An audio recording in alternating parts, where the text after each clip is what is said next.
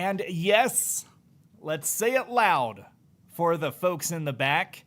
Tony Schumacher no longer owns the run.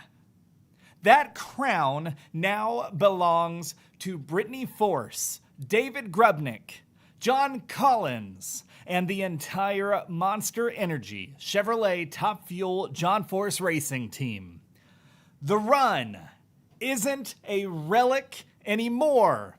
It's not something from 2005 that we look back at with reverence on YouTube in a recording that looks like it was made on a potato. It's not frozen in time at 337 miles an hour. It is alive. It has been redefined, and it belongs to this generation and to that team. Let's slow it down, though, and actually talk about how we got here. Because it's one thing to read a number 343.16 mile an hour, and it's another thing to understand what it means. Before we continue, to hell with the 343 that I'm so in love with watching. How about nearly 306 miles an hour at the 8th? Take that to our Pro Mod Racing friends.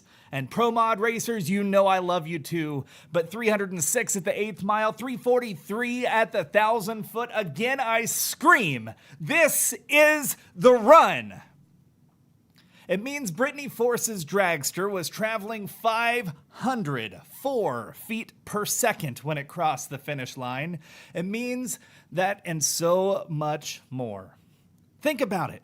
I see you arguing in the comments. Oh man, we're upsetting some people tonight, aren't we? It means that the half-track marker, that 660-foot cone, she was already clocking 304, 305, not just speed. That's velocity at war with physics. And yet somehow it looked smooth. And that's thanks to that team behind her mentioning Crew Chief David Grubnick. Let's take a second to talk about Grubby, because this guy isn't a tuner, he is a theorist. Somebody we've all called the mad scientist, a visionary. You want to break national records once? Get lucky. You want to break them 3 times in a month? That is David Grubnick. That is data. That is risk. And that is guts. Grubnick doesn't play it safe. He tunes at the edge of detonation. He reaches for power that other people are afraid to dream of. And he's got a driver willing to chase it with no fear of getting out of the pedal. That's the part people miss when they talk about Brittney Force. They want to talk about first-round losses. They want to talk about a slow start off the Christmas tree. Well, I know a man who had some similar moments, won a whole lot of championships. Yeah, she's driven one of the fastest cars in history most of her career, I'll give you that.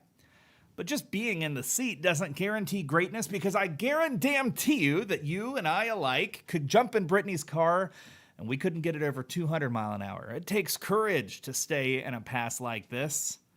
She felt the car move. Maybe she almost lifted. But then I guarantee you, she told herself, no, I can get there. And that moment, that's the difference between a great driver and a legendary one. And here's the other part. She wasn't even really supposed to be chasing the miles per hour. That's not the goal in qualifying. The goal is elapsed time.